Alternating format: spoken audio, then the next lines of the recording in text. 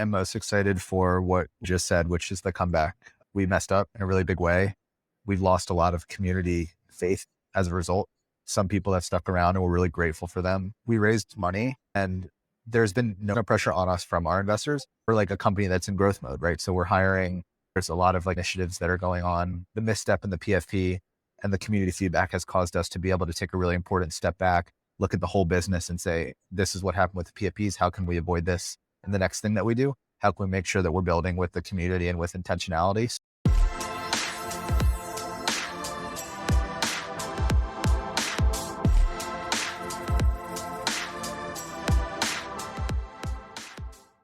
So welcome everybody back to the Damn Show.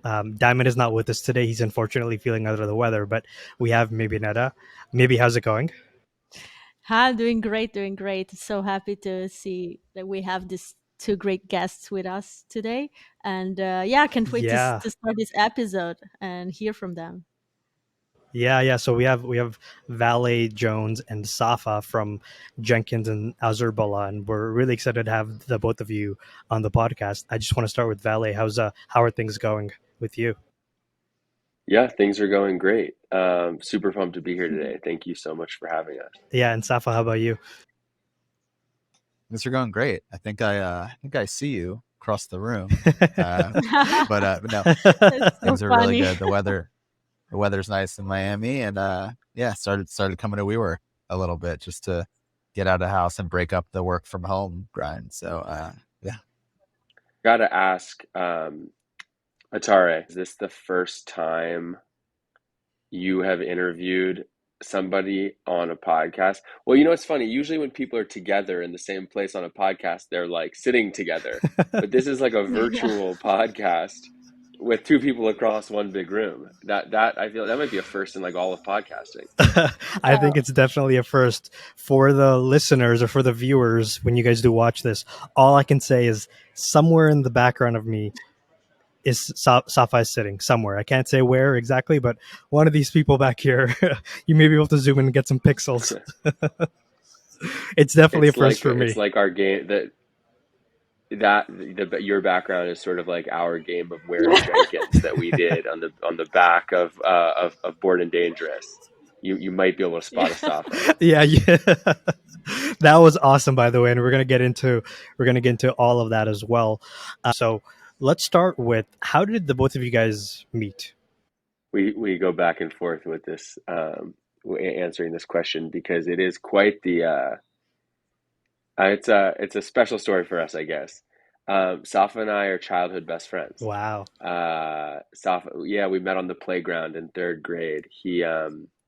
SAFA remembers it differently than I do. He swears he came up to me and said, "Hey man, I just want to let you know that I think the future of content creation is decentralized."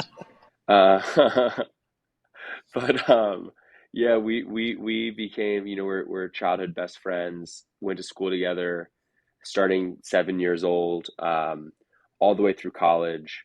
We played basketball together in college. We've always worked on little projects together, or at least just have many of the same interests. And so we basically entered Web3 together, first as, fans of NBA Top Shot and just as like eager participants in the space. And it's really a dream come true to get to work together to build a business as well. That's amazing. SAFA, you have anything to add to that? That's exactly what I said on the playground. Didn't know that blockchains would exist in the next decade. Didn't really know that any of these trends would happen, but just had an inclination, had a hunch, and that's led us. So now I'm just kidding. Nothing to add. It's feel really, really lucky to be building a business with my best friend. There's a whole host of things and issues that come with building a business. I think many of them are just immediately taken off the table when you and your partner and your whole team have like such an amazing amount of trust. And I think much of what we'll get into, some of which I'm sure will be the Azurbala PFPs, which is a recent and very public failure, going through it with VJ and with the rest of the team. I don't know if another group would have taken it the way that we did. So feel really lucky.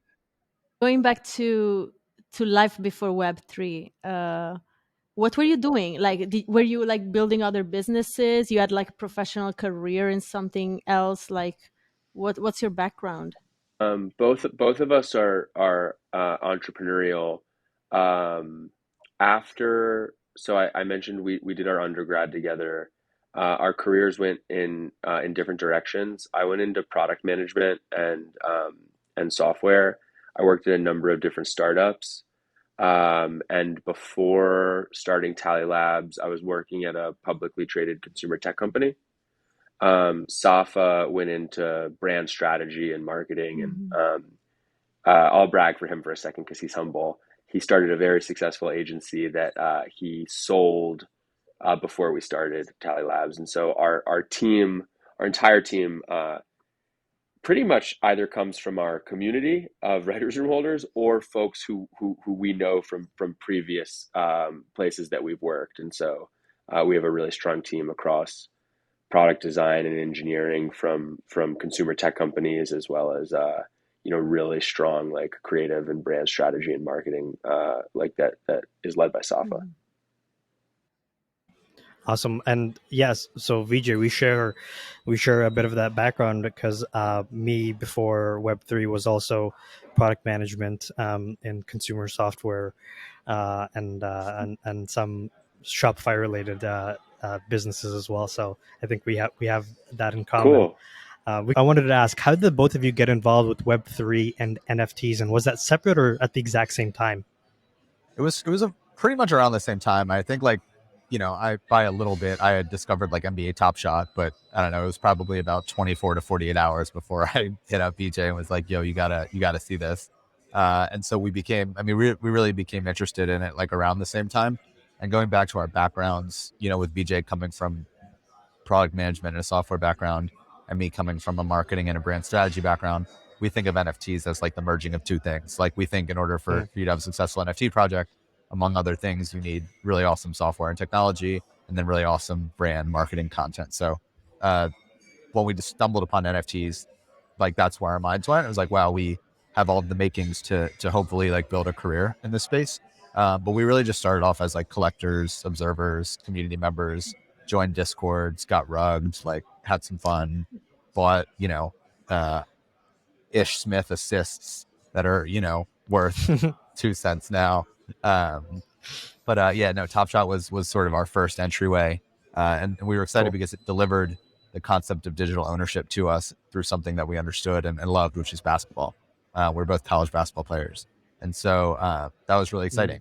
And then as we dove further down the rabbit hole, we discovered Bored Apes and other things like that, and the PFP meta was really exciting to us because digital ownership was delivered to us through something else that we love, which is like community and connecting with people and all these things. And so it wasn't until we discovered like the world of PFPs and the communities that surround them, and obviously the world of commercial rights, that we felt that there was actually an opportunity for us not just to be like consumers and community members, but actually be like builders as well. So Right. And so that leads into on May 22nd, you guys bought an ape and decided to name it Jenkins the Valet. And then later on, I believe it was Yuga Labs funding, or it was a grant that was given to you guys to help kickstart Jenkins the Valet. And so, um, how did it feel? I think to get that validation from Board Ape Yacht Club or Yuga Labs, and that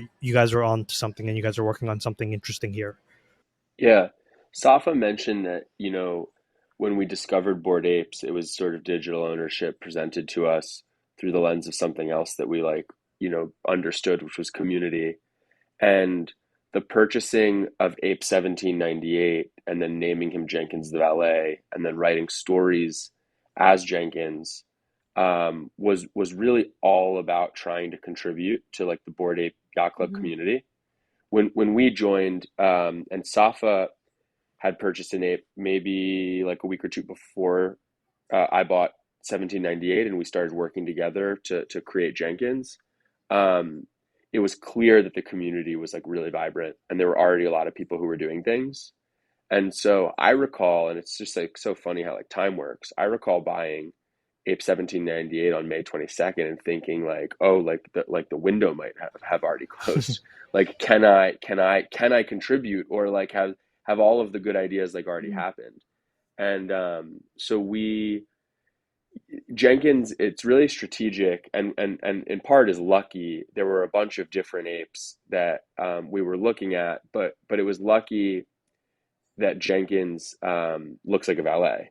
And then we were able to put sort of our strategy hats on and say, well, what makes a valet really interesting is that they see and hear a lot of different things, right? They serve other people, right? They're the ones, who you call if you need something.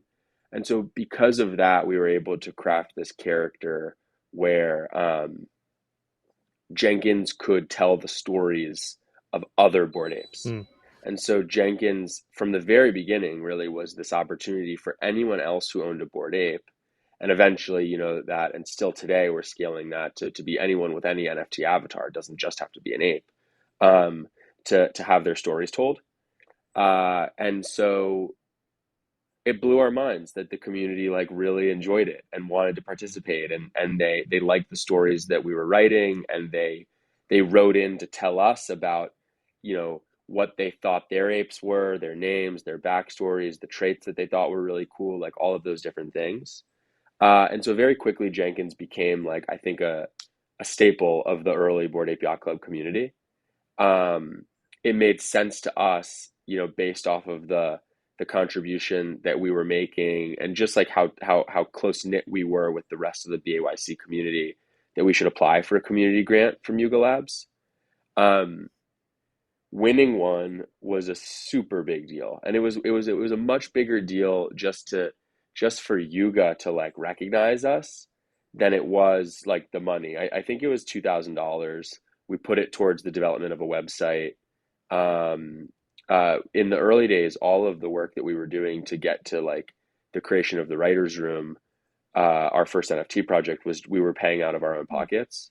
And so, the money helped like a bit for sure, but just to have, Yuga say, hey, there are, I don't know how many they recognized, 5 to 10 folks in the BAYC ecosystem who are doing something that is like a meaningful contribution to the community, and have Jenkins be one of those things, made us, I think it encouraged us to keep going for sure. That's awesome. I wanted to quickly jump in, maybe just to comment on that. We had a similar feeling with our show. We Knew Labs, who's the team behind 10KTF. I think it was now maybe 2 months back now. They introduced us into the lore of their story and made the 3 co-hosts of our show captains. And so maybe he's actually drinking a mug right now with like with the drawings that they made, and wove us into the 10KTF Wagmi-san story. And that was for us like a mind-blowing moment of like, holy shit, like this is such a cool feeling to have that co-creation, which is a lot of what Jenkins is about. It's that co-creation. It's creating with the community rather than a one direction. And so maybe I'm going to steal your question and you can have the next one. But since I'm already on it, you guys both decided to build together, and you guys decided to build Jenkins together. So talk us about that decision you both made to say, hey, let's build this with each other, and then talk us through what Jenkins, that first iteration, what it was. Yeah, I mean, I think the conversation to build something together was like a pretty easy one. And it just sort of like, we just knew it was going to happen because we do a ton together. We had tried various ventures together in the past. We do some stuff in real estate together. Like was never even a thought. And so I think when we saw the opportunity at hand, it was just like, hey, let's do it. Like, let's do this together and let's attack it. And then obviously you throw in the complementary skill sets, and it was just like the icing on the cake. As far as what it was that we were going to build, I'm really proud because I think we went about it in like a really calculated way. It cost like a decent amount of money out of our own pockets to like start the business, right? Everything from standing up the entity from like a legal perspective to, getting the first website built, to getting the first smart contract written, to getting the art created, to doing all of these things. It ended up being an initial, investment of, probably $40,000 to $50,000 out of our pocket. And so we knew that we really, to do this, we needed to do it right. And so we like really methodically built the community. We didn't even think about doing a mint until we had a community that we felt could support it both in size and engagement. And for so long, just like didn't ask for anything in return, just like delivered value, tried to be great members of the community, tried to support other people out of, just because we love the space, but also we didn't want to ask for something before we had even like proven ourselves. And so I think, when we were finally at the point where we're like, okay, we have a community, Jenkins is well known enough, the following has grown, the Discord has grown, people are excited. There's like a huge opportunity to do something different. I mean, this was like deep in like the PFP meta of 2021. And so, to launch like an access token essentially that are like, they all look the same, there was a bit of a risk. But we felt like we were doing something different. We felt like there was all of these projects that were making things for the community, but they weren't making things with the community. And so we just felt that there was a huge opportunity to bring people in under the vision of co-creation, and that the next generation of media would be created by thousands of people all over the world, each with their own perspective. And so people seemed to really rally around that vision. I think they knew that we had the software chops to pull it off, which is arguably the most important, because doing something like this in Discord or Twitter just wouldn't work. I think, we tried to reimagine like what would Mickey Mouse look like if he came to market now. And obviously fast forward, now our goal is to help other people do the same. But that was kind of like our thought process prior to the launch. And then obviously the mint was great. It was sold out in 6 minutes. Our website crashed. Plenty of people learned to mint from the contract for the first time that night, which is really cool. It was August 4th, 2021. You like what a generous partner SAFA is when he says, the sentence starts with, "We have the software chops to pull it off," and then it ends with, "And the website crashed on the mint." He's always kind though. But funny. come on, like in that period, almost every website was crashing. Like it was just like if the mint was hyped, it was obvious that the website was gonna crash. In the moment, it was like one of the, just like a truly terrible feeling. In retrospect, I think, in some sense, like we and the community like wears it a bit of a badge of honor. Yeah. Like 1 month after you launched Jenkins the Valet, the news came out that you signed with a very important talent agency, which is CAA, Creative Arts Agency. I'm curious to know, like, how did that happen? Like, did you get in contact with them? Like, it was from your side, or they contacted you? And how did you choose to say, yeah, okay, we're going to go with you guys? That's a great question. So much credit goes to CAA, and frankly, I think to many of the talent agencies in Hollywood for recognizing Web3 early. It takes, I think, some courage to see folks creating in a new way and try to imagine like how they fit into like a traditional ecosystem like Hollywood.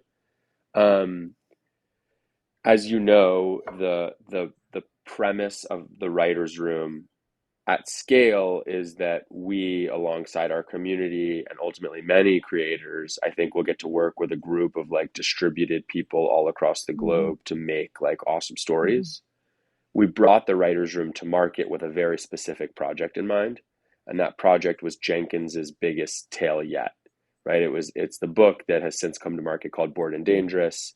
And so folks who purchased writer's room NFTs to participate knew that they were going to be working with us to create like a long form piece of media. The first thing that we needed to do after we created the writer's room was to land an amazing author to write that book. I had written all of the Jenkins stories that were on social, and SAFA and I would sort of work together to like frame them, and then like I have a creative writing background, so I would just like I would just get the words on the paper and we would like post them. But we knew to write like a proper book, we would want like a professional, and so we immediately started trying to find like an amazing author. We have no experience in like books and publishing and sourcing authors or things like that, right? We've talked a bit about our backgrounds, and so we did what we like know how to do, which is just like hustle. we compiled these long lists of like all the authors that had won awards or that we admired or whose work we'd read that we thought was like really great, and we like emailed them all. Almost all of them rejected us. You know, mebynetta, I know you're wearing like a Jenkins shirt. I think on the back of it, it literally says like, "We are book people," because one of the most sort of infamous instances when we were trying to find authors was an agent rejected us and basically told us that we were not book people, and so there was nothing that we could do with like anyone that they represented. Finally, though, um, uh, somebody wrote back to us and they were like, okay, like this is interesting. Bring us an offer. And at that point, we were like, all right, we knew we could hustle to get into a conversation, but now we need to figure out like what a book offer looks like. We wanted to like come correct, and so we were trying to figure out what the components of a book offer would be, and so we networked into a conversation with some folks on the literary team at CAA to just pick their brain about the components of a book offer. We were just looking for advice. And I think they really do like they deserve a lot of credit because they were able to see some of I think they saw more of a potential like synergy actually with like working with the entire business and signing Jenkins than we did. We didn't show up thinking like, oh, maybe we can turn this into something else. We just wanted to know how to format this offer. And they proposed to us like, hey, there's a lot of stuff that we do at CAA, more than just this. We can help you with this and then some. And as we got to know them better, you know, we looked at what it would be like to work with them versus to not work with them, and it just made a ton of sense to you know, make that partnership. I think I definitely feel like I speak for SAFA as well when I say like we've been really like happy, and it's been a truly like incredible opportunity to get to work with them. They've done a lot for our business for sure. Wow, that's incredible. So there were not like different agency or stuff. Like you just found out that you were great working together. Like it was just it made sense to just go with them at that point. Yeah, and it's my understanding that like sometimes in Hollywood, folks like meet a bunch of different people and you know, you might try to get different Mm-hmm. offers and things like that, but we just I think Safa and I have sort of always been this way. Like there's a time and place to do that for sure, but like when you meet someone great, it might be the first person you meet, it might be the 10th person you meet, but if it's the first, it's the first. Like that just is what it is. And I think like we felt that way when we met them. It just felt like a great fit, and so there was no reason for us to try to push it elsewhere. We knew we would be happy with them, and that they saw the world like in a similar way that we did. So VJ, you mentioned that Neil Strauss was the author you guys ended up going with. It sounds like that conversation was helped molded through the partnership at CAA, and you guys had reached out to him independently, or did that come through CAA? And if you could clarify that, and then the follow-up question on that is, how did you know that he was the right person to work with for this book? Yeah, so it actually came in through our advisor G Money, who you guys are probably familiar with. G's like a really amazing resource for our business, and obviously just knows so many people and is so well respected. So he reached out to us and was like, hey, I have this friend Neil, an author. We later looked him up, and I admittedly, like, neither of us were actually familiar with his work like prior to getting the intro.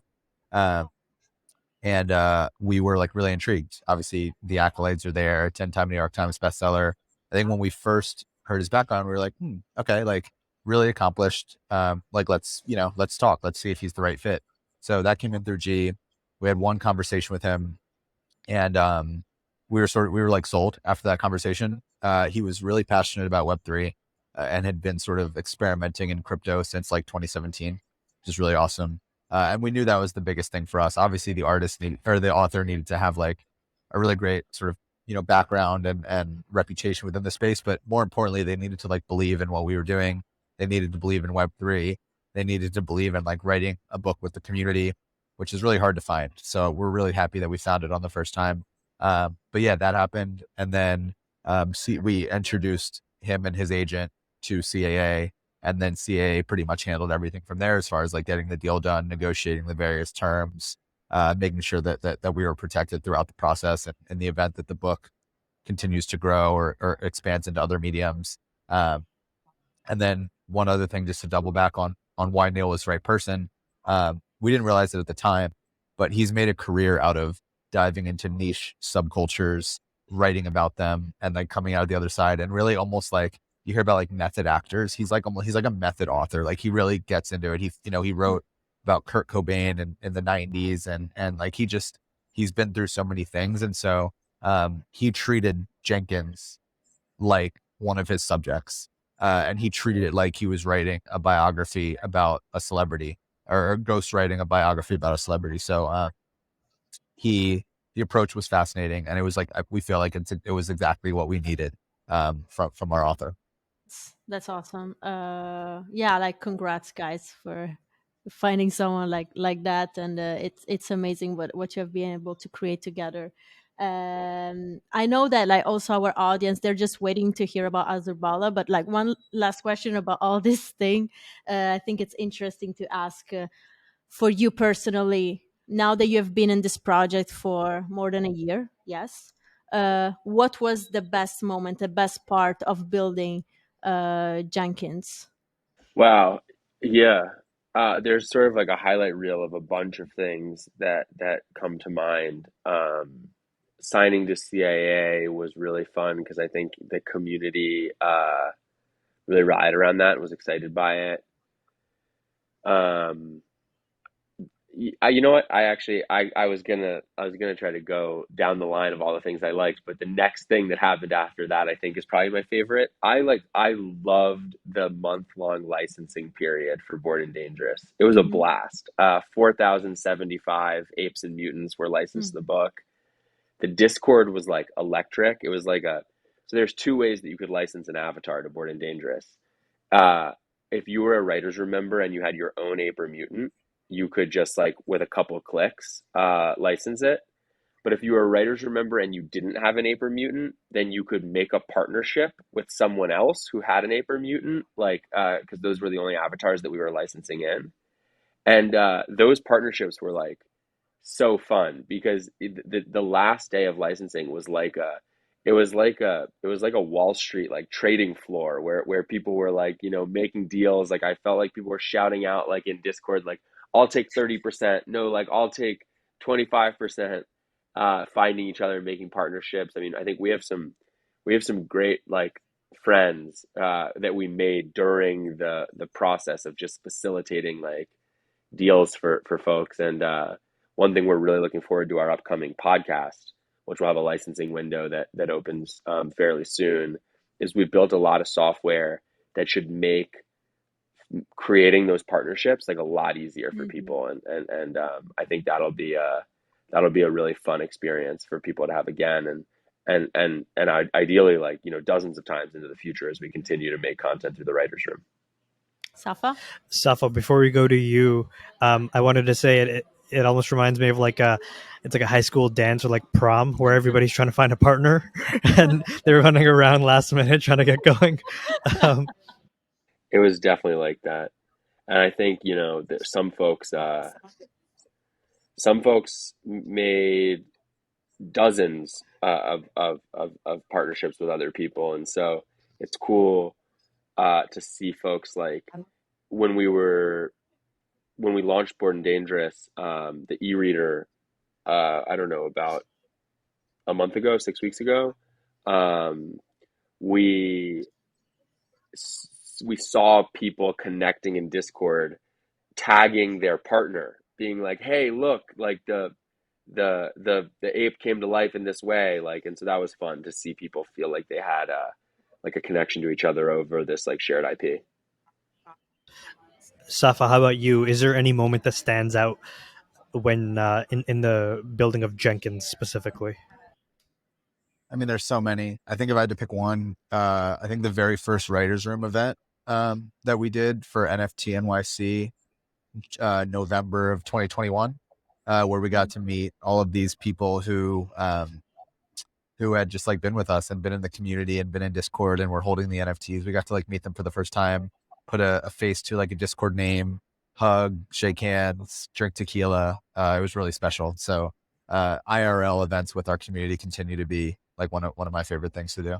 It is definitely my favorite thing to do, like in NFTs. So I get it 100%. And your other event, the one where you gave these T-shirts, that was also great. I was there as a plus one, but I had a ton of fun. Thank you, guys.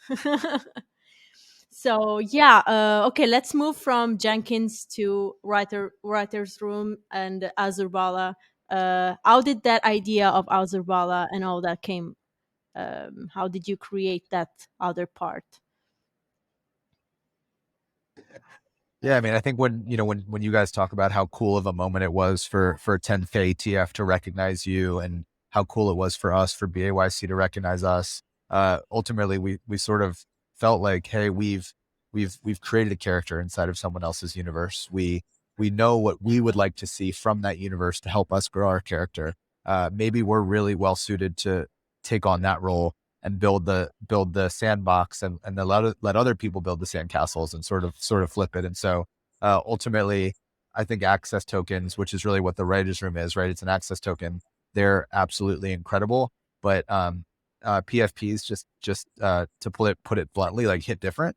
And you can really feel like you're a part of a community when you can have a visual identity associated with that community. And so I think together, having an access token, which is really like our Genesis token, is really important to us, but also having a PFP under our ecosystem is like really exciting. It allows us to create something for everyone. And so we're storytellers. We're a lot of things, but among them, we're storytellers. And having building a world is really a really awesome way to tell a story. And so we wanted to create a sandbox for people like us, who, when given the commercial rights, would want to do amazing things and would want to bring their characters to life and tell stories with us.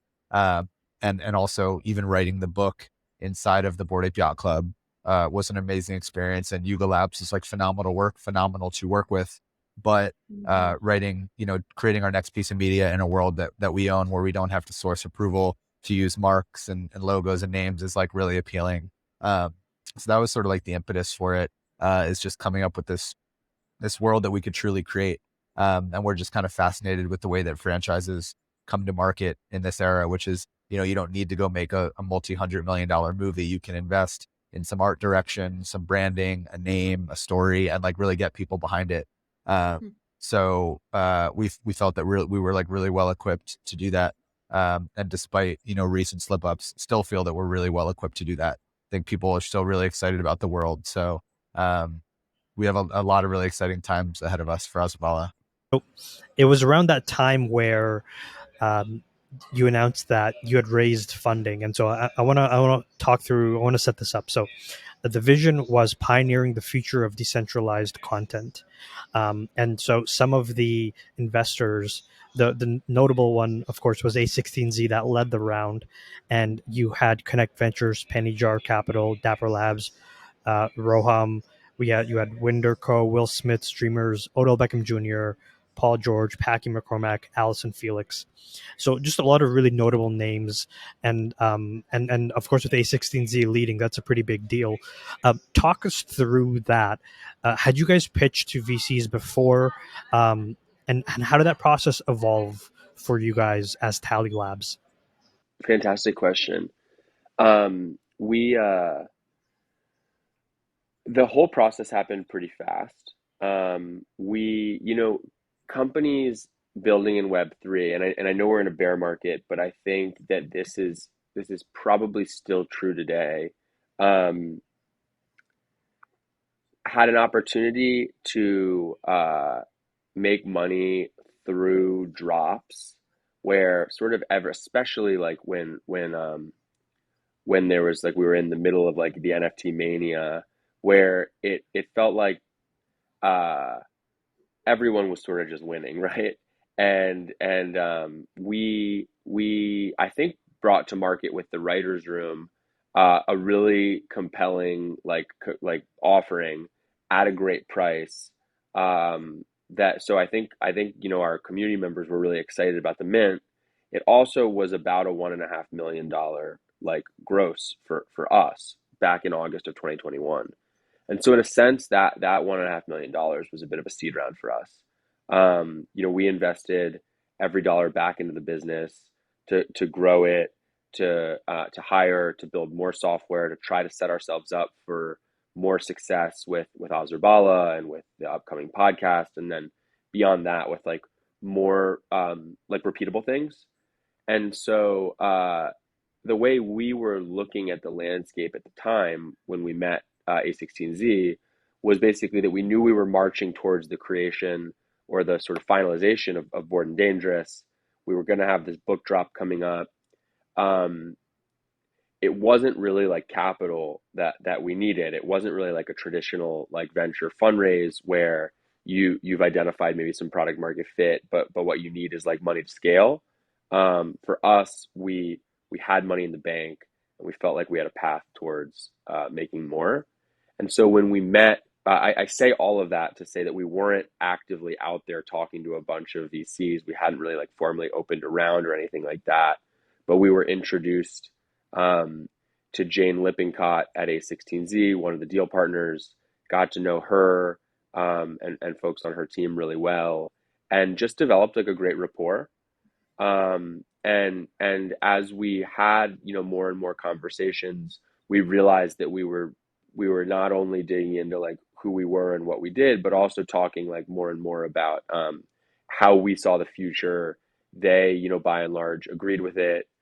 We had an opportunity to have a conversation that really was a pitch with Chris Dixon, and Chris like really blew us away with the way that he had a very similar outlook to the way Web3 would change content creation and distribution and give people who wouldn't otherwise have a voice in like the traditional model, like more of a voice. And we felt that way for sure as the creators of Jenkins the Valet. Like Safa and I think we think of ourselves as like reasonably creative people where we don't have the background to like get into a writer's room in Hollywood. But what we did have the opportunity to do was like make something that folks thought was interesting online. And so when we learned that like Chris and the whole team at A16Z, really thought the same way we did, we started to think it wasn't A16Z versus like, some other fund. It was really like partnering with A16Z and bringing them somewhat similar to how you think about a relationship with CAA. Like, what would life be like with these new partners who see the world the same way versus like not doing it? And I don't think it was a very difficult conversation for me and Safa. Like we felt like after getting to know them that opening up around and really just like signing a term sheet with them and then going to get like amazing people to follow on was like what we wanted to do. And so it was a quick process. I think it was an atypical process. We really only chatted with them as far as lead investors go, and then we spent maybe 2.5 months meeting a whole bunch of other people who were interested in following on. Our goal was to really round out the round with two types of people: crypto native investors who understand sort of consumer applications of blockchain, right? Like I think, I mentioned and atareh, you said the same, right? That your background is consumer product. Like for us, we think of user experiences, not of like really niche, deep technical stuff. And so we wanted investors who felt the same way, and then also folks in Hollywood, because decentralized content really like our point of view is that in the end, the best franchises in the world will come to market on the internet, but the end of the road still is getting that movie made or getting the book published or getting a podcast distributed where like everybody listens to that stuff. We have no desire whatsoever to try to like replace those models, simply just to be like additive in the creation of them. And so we wanted to find folks in Hollywood who also believed that was possible. That's really the story of like how that cap table came together. That's so cool. And I'm sure it was quite a moment to round out that cap table with Dapper Labs and Roham, given that your start in NFTs was through Top Shots. 100%. Yeah. Roham coming in was really meaningful for us. He doesn't obviously invest in like everything, but his personal belief on top of the companies was really exciting. And so we remain, excited to figure out ways that we could even potentially work with Dapper. I mean, there's a ton that come to mind. I think one thing on Dapper Labs, and I don't think that they get the credit that they deserve for the amount of people that they onboarded onto crypto without people realizing they were getting onboarded onto crypto. I bought my first Top Shots. I think it was December of 2020, and it was just like, I'm like, oh yeah, like I'd been in crypto, and I was like, oh, this is cool. Like this didn't feel like I'm purchasing crypto, and so the amount of volume that went through Dapper Labs that eventually caused a bunch of people to open up MetaMasks, and then get on OpenSea, and then of course with punks and Bored Apes. I just think that I have such an appreciation for what they did in that early bull market phase. Yeah, I mean, we talk a lot about what like a truly seamless onboarding experience looks like. It's like truly so easy that like your parents or your grandparents can do it, and they still have. I mean, they have the best one by far, right? Like you said, you're using crypto without realizing you're using crypto. They connect with Google, and like they have a sign in and all of that. So it's yeah, I mean they it's just like a beautiful and intuitive consumer product. I think we talk a lot about Web 2.5, right? I think there's a lot of ways to take really awesome Web 2 principles and apply them in Web 3. So Dapper is clearly like masters at that. Like we're Tally Labs is like not building a blockchain, but we take a lot of inspiration from Dapper Labs, who um, used and is using Top Shot and their other like Dapper owned IP or sort of like Dapper created stuff, right? In all of their amazing partnerships to help them build out flow. And we often, think in the same way. We don't build software only for Azurbala. It's really important that Azurbala and Jenkins the Valet are amazing properties for the communities that love them. Like that is our top priority because those are our users, like those are our community members, full stop. But like we of course think that there are other creators out there who will like to learn or like to use the things that like we are learning to make via our own experience. And I think Dapper has done, whatever you want to say about Top Shot. I think that their learning experience from Top Shot has probably made Flow a much better ecosystem. Absolutely. And so I wanted to move into the Azurbala PFPs. Of course, this was referenced earlier as well. And I'm sure you guys have talked at length about this. We're about a month removed from the teaser reveal. But I wanted to ask both of you today, just how are you guys, how have you processed that experience? VJ, let's start with you. Yeah, I think I mean it was probably like my like most public like failure ever. Which is just like hard, you know what I mean? And I think that this is the thing that is toughest for us. Like a lot of people were really excited about Azurians and had high hopes for Azurians, and so did we, obviously. And we made the mistake, and so we let a bunch of people down, like with that reveal. And so you can't be in this position where it's like, oh, it's my biggest failure. Like I'm really sad because like yeah, like as sad as we are, like our community is like is a whole lot more upset because they had believed in us and they had purchased our NFTs or had done other things to join our community and we're showing up every day really looking forward to it. And we had obviously done a lot to like to market and hype that reveal. And so I think the worst feeling was just how much we had let down the community. Um, the silver lining, I think, if we can find one, is that we immediately recognized that we needed to make a change, and there's no playbook for how to deal with like a really public crisis like that. I mean, it's been almost 4 weeks. It was like I still know how widespread the dunking was, right? Like it was the news for a couple of days was that reveal and uh it was sort of traumatizing, but like we knew that we had to like step up, own the mistake, and as quickly as possible develop like a plan of attack on how to make it right. We're not out of the woods at all.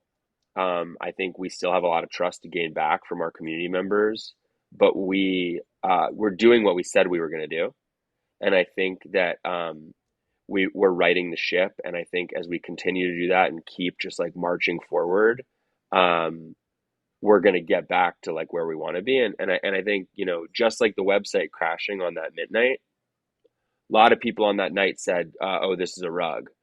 And it wasn't a rug; it was a mistake. And I think that the time will come where we will probably look back on this as well and say it'll just have been a mistake, and we will have come back from it.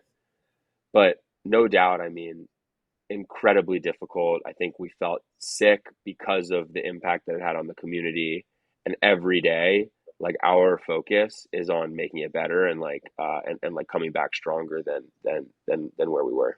Yeah, that was definitely tough. You said anyway, your background is in business and stuff like that, so I think you had to go through failures in the past. But like, did this change something in you? Like, did you learn something different with this failure than with previous failures that you had uh, in your career, or like you were like, okay, another one, I'm just gonna go through it, and like we're just gonna make it up for the community and everyone. Like, how strongly it hit you personally? For sure. I mean, I think it hit us pretty strong. I mean, we were, um, you know, not looking for like a pity party or anything, but we were pretty distraught for like a period of time, as was our team. And so as co-CEOs and co-founders, we're having to navigate coming to work, rallying the troops, instilling confidence, instilling confidence with our community, but also being like, damn, we really fucked up a lot. Sorry, I don't know if I can curse on this show. We really messed up. A lot of people depended on us, including the community, and we failed them. And like that really sucked. I don't know that there was anything, at least from like a personal development standpoint. Like I'm proud of VJ and I think we have really thick skin. I think we've learned many times in our honestly, not even just in our career, our lives, from playing competitive sports, the importance of like having thick skin and bouncing back and like being resilient. So if anything, I think it was everything before this that prepared us for this. It was everything that we've gone through up until now, and the resiliency that we've learned. But with respect to like this project, I think we learned quite a bit. I think we learned the negative effects of groupthink. I think we learned, I mean, that's probably the biggest one. I think we built this entirely in like a silo, because we felt we had good intentions. Like we wanted to wow the community. We wanted to surprise and delight them. We wanted to like build up to this really awesome moment. But obviously when you do that, you really need to land the art, and we didn't do that. So it taught us, you know, we learned how important it is to get back to our roots. We've had a lot of honest conversations with ourselves, asking ourselves why people joined our project in the first place. And the common thread seems to be because they want to create things with us, with each other, and they want to contribute to something. And ultimately what we did with the PFPs was we didn't allow them to do that. We made something for them, and we always preach the importance of making something with them. So we've taken it as an opportunity to completely like re-engineer how we're doing it. And hopefully it can be a model for projects in the future. We're building this entirely with our community. They've already answered 3+ surveys, telling us exactly what they like, what they didn't like. All of that is like real tangible data and information that's being used to source the artist as well as to inform like the creative brief. And so this is now, you know, truly a community generative project. And we think it's going to be something that everyone's really proud of, but it took crashing and burning to realize like how important that actually was. And so we're really sorry to our community, but every day since then, we've worked really, really hard to get it back on track. And we hope that that's evident. Yeah. I mean, I think all like the platitudes or analogies, whatever you want to call it, like the phoenix rises from the ashes, the night is darkest before the dawn. I had a question about resilience, and Safa, I think you touched on it, but I'd love VJ if you wanted to chime in. But the question was, I think at a personal level, I think it's probably really hard to see criticism from, you know, sometimes people that you respect or look up to, and have it be so public. And that's the nature of blockchain in a sense, that our wallets are public, and so much of, I think, what we see on social media is so very public as well. And so I really respect how you guys got knocked down but are and have gotten back up. And so Safa, you touch on it, but VJ, I'd love for you to get a chance to answer it as well. Where does that resilience come from? Because that's not something that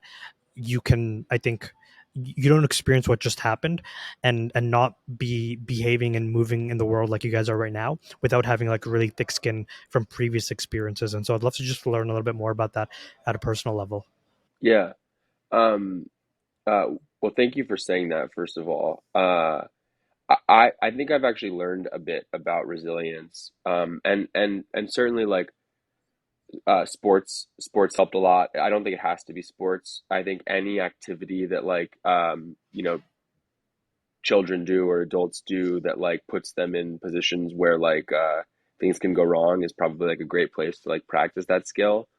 But I think I don't know what it is about this time, probably the scale of it, and Tally Labs, like it's our life, right? And so I think it was just a really big one, more so than like a failure in another way that has had me, and maybe we're like a little older, and we've had some, we have time to reflect on this types of thing, and I think like to me the biggest thing I would say about like the resilience is that it's really hard, like it every day, especially right around the reveal, like I wanted to just like hide, like literally like get into my bed, um, and that like choosing not to do that and to show up like wasn't because I didn't feel that way. It was because I felt that way, but I was like, damn, like, well, we still gotta keep going. And I think that that's actually maybe the thing is that like if you're feeling really crappy about how something is going, that doesn't mean that like you're not resilient. Like in fact, like all you just have to go. You just have to say, despite this feeling, like we're gonna keep going. And I think like it has helped a lot to be building Tally Labs with my best friend, and also with this team of people who were remarkably like, like we this team is great. And I think like we all had each other's backs and kept going. And I feel more confident than ever in my own resilience, because I think if I'm able to decide to keep going with this feeling, then like there's probably very few things that would stop me from continuing in the future. But the overall takeaway that I have is that it still feels really bad. Like resilience is probably feeling bad and doing it, rather than just like not having the feeling and being like, oh yeah, like I'm just gonna crush this thing, and like that was really hard, but like I'm good. Like it's hard. Um, so that's probably my learning. Yeah, I mean, honestly, kudos to you guys Mm-hmm. with how you're taking it, and just from like at a personal level, like um, I wouldn't if there is a time where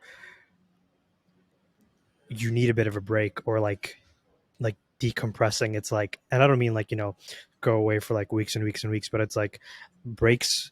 um Sometimes in the rush of things and in the hustle culture, you can get into this mode of just like, I need to do this thing harder, faster, better. But sometimes it's almost slowing down a little bit, um and leaning into like coming from a place of inspiration, and that sometimes can almost help as well. And so that's just something that I've personally, as I've been through my moments in life of when I needed to be resilient and bouncing back from that. So I just wanted to share that if that helps in any way. Thank you. Definitely does. Yeah, thanks for saying that. Yeah. If I can jump into the community thing, I would really it's something that really interests me. Actually, I got into NFTs thanks to community. Like the community part is my favorite part of NFTs. Um, I'm not into tech so much, or at least I wasn't. I'm learning more right now. But the thing that actually brought me to get more involved uh, is the community part. So what you were saying is, okay, we probably made a mistake not including the community. You release surveys, so people now are giving their feedback. So what is the vision and about all of this new process that you're creating, including the community in releasing the new PFPs? Is there something else that you can tell us about how you're gonna complete all this feedback with community for the new PFPs?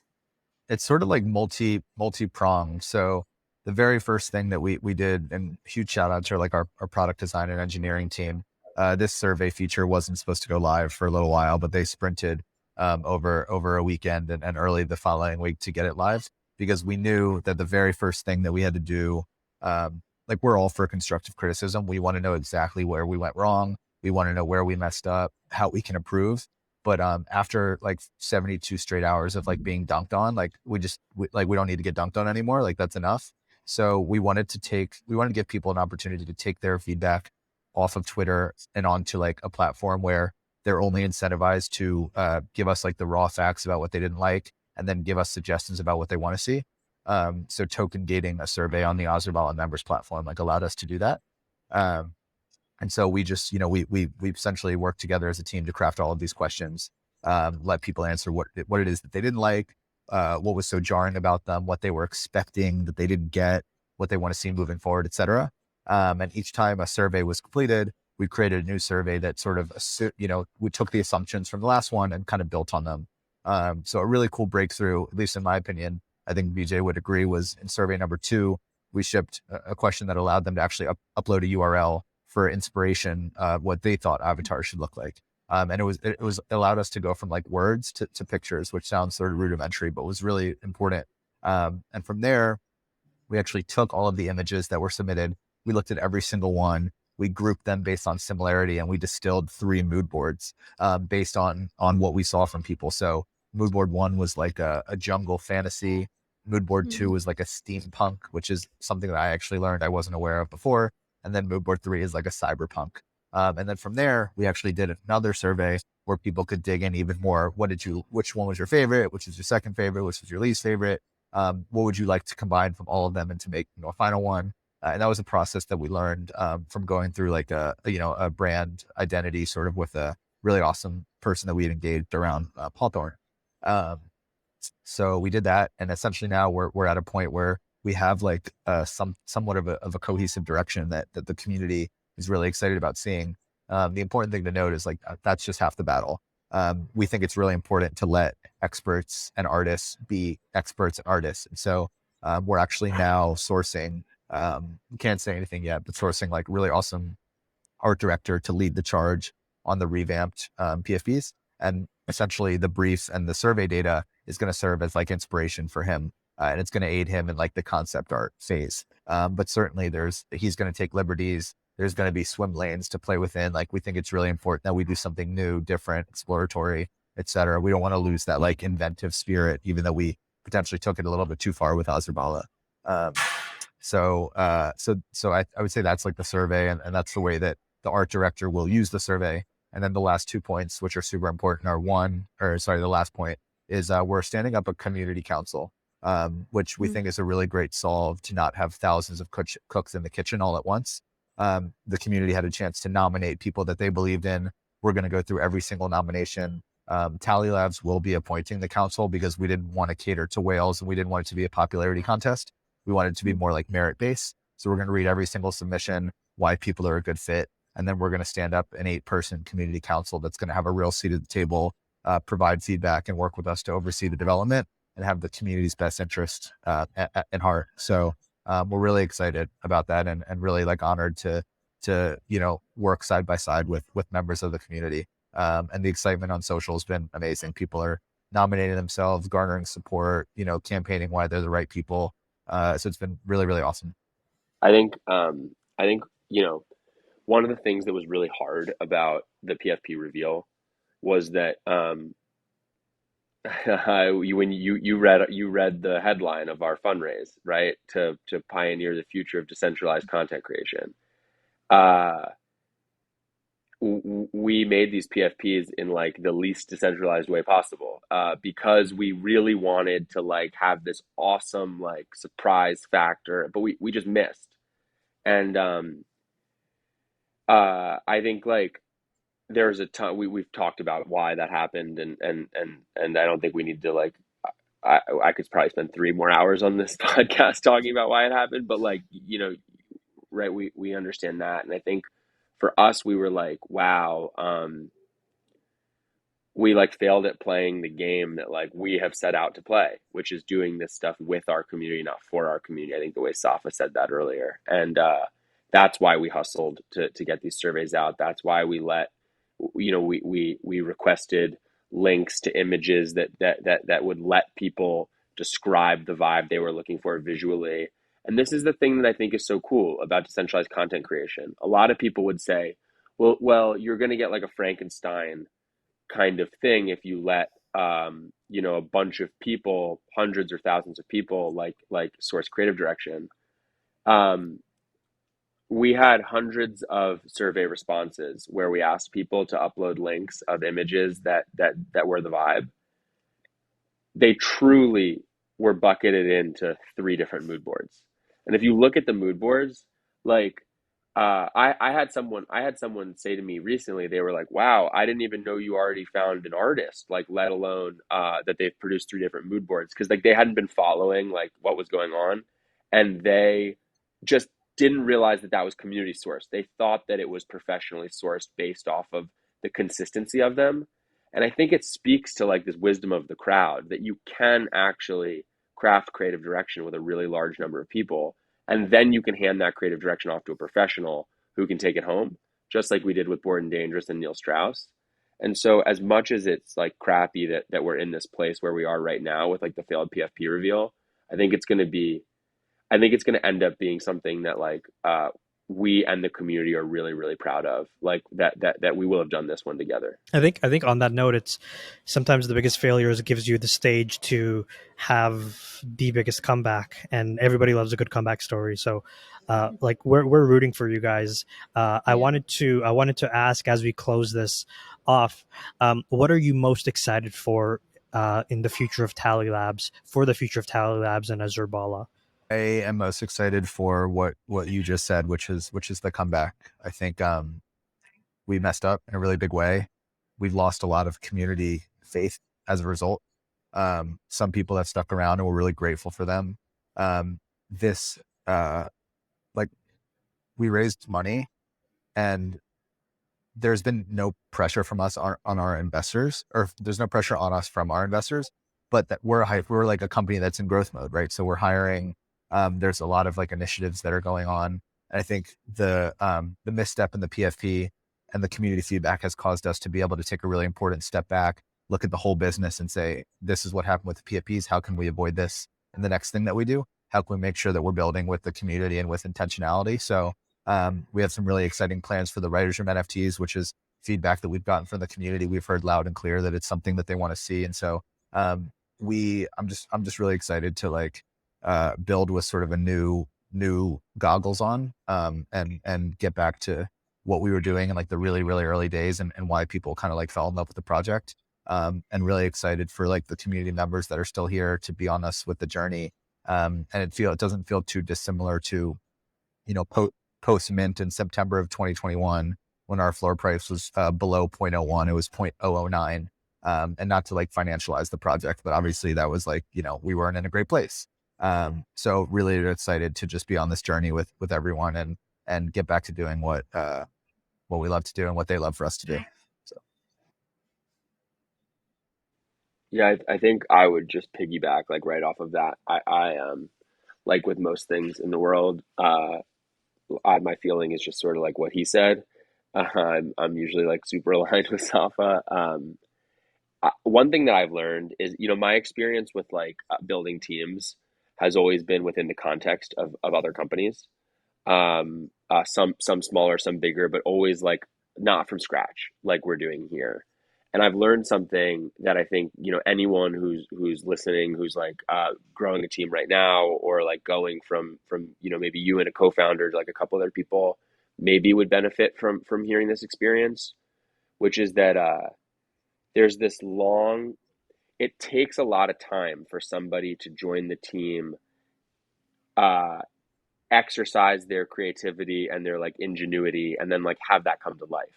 And so sometimes, you know, I know that like we're in this place right now, which is tough, where like we have 14 people on the team, and folks are working so hard and they're so amazing, and we're doing all this great work, but like it's not ready to launch yet.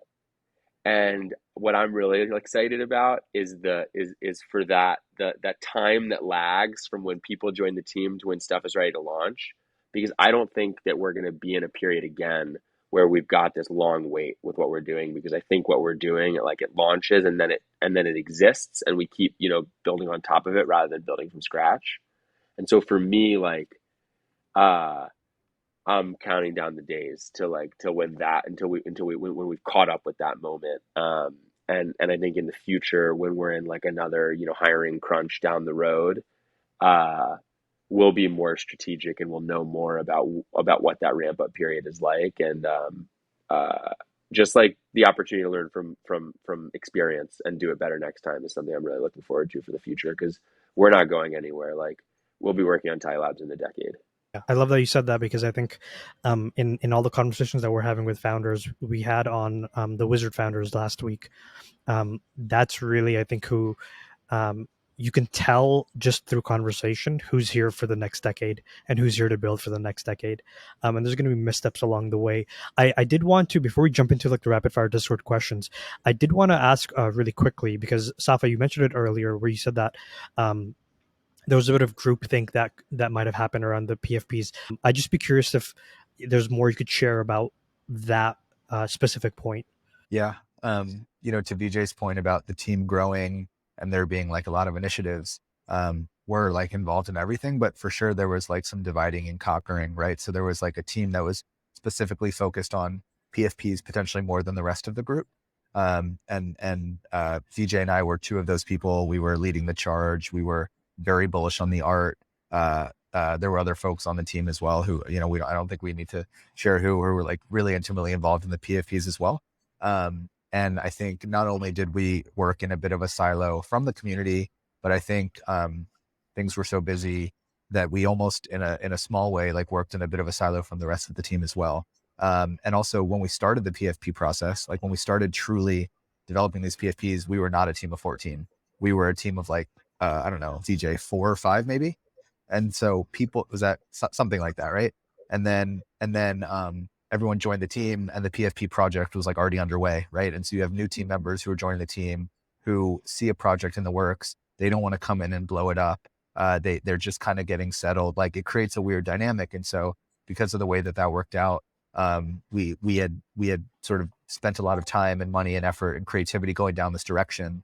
And even if folks, you know, had said, hey, this isn't the right direction, you know, I can be 100% honest. I don't even know that like we would have listened, just because we were, you know, feeling the timeline pressures, and like there were just a whole bunch of reasons that were causing us to go down this path. And so, yeah, it resulted in like a small amount of people making a really critical decision that was clearly not the best one.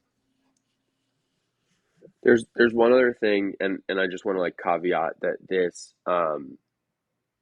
we like really just recognize and like want to own this mistake. Like, it's on us. And so I don't say this to come across like it's like it makes it any better that we like botched this reveal. But like, I think to answer the question about like what else did we learn, and maybe like what else should people look out for, we made a ton of progress in improving the work from the first draft to the draft that you saw.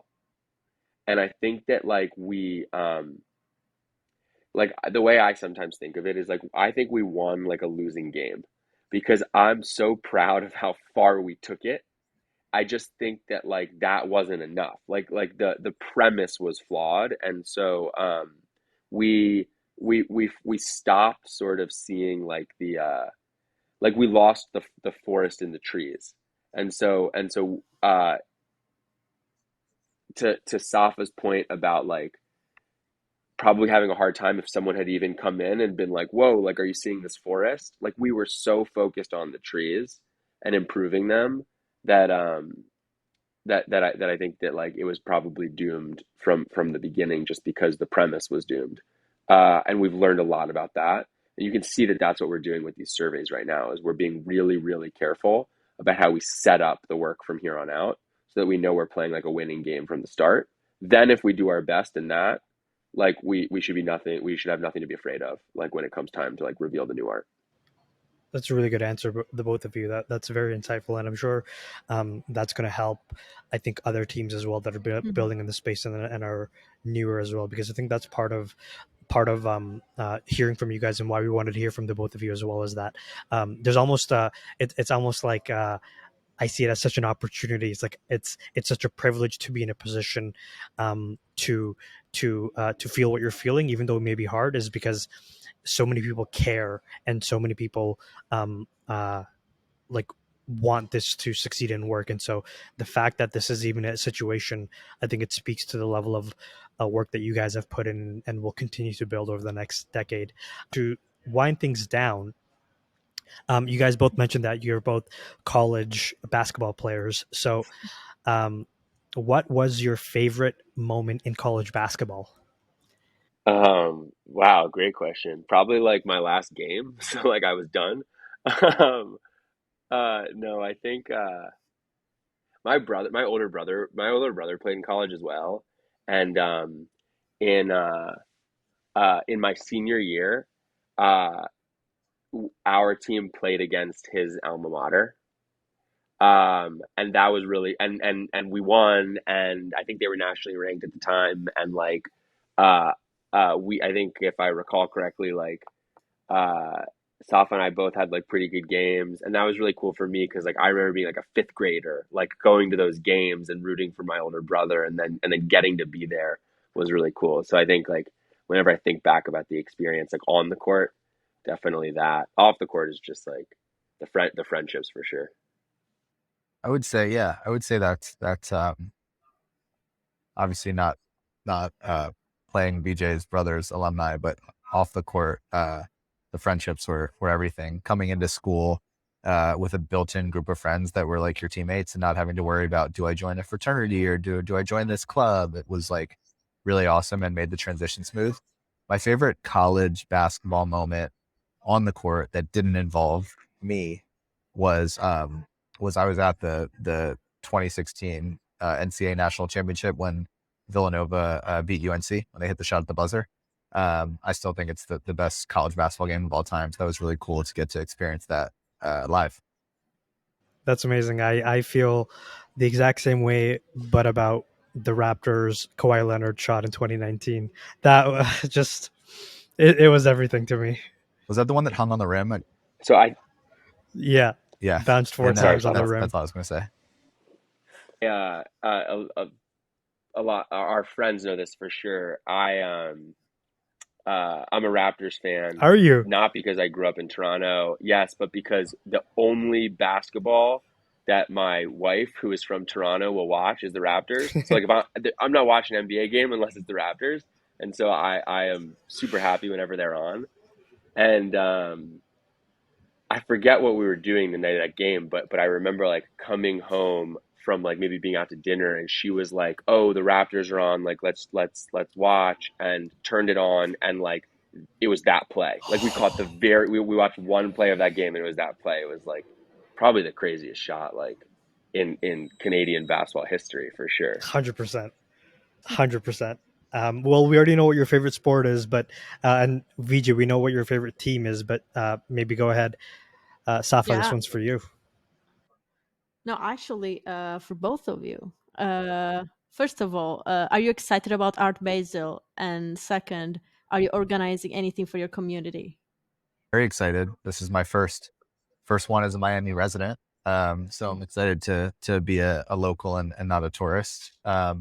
We are not doing something for our community.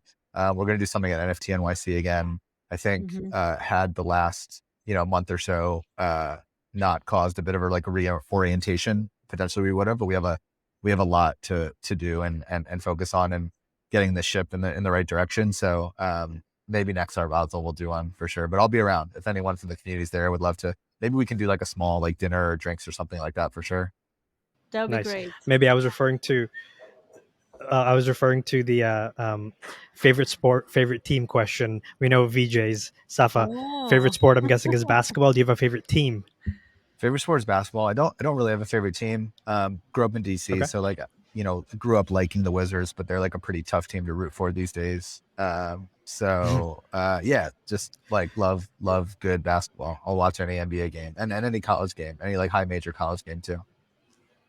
Did you grow up watching Gilbert Arenas Agent Zero? Of course. That dude was an animal. Of course. Animal. It was iconic. Legend. Yeah. Absolute legend. Absolute legend. VJ, SAFA, this is a pleasure to have you guys on. So happy to chat with you and learn about everything that you guys are building. I think I speak for myself, mebynetta, and Diamond Hands, who unfortunately could not make it. We hope you feel better, Diamond Hands.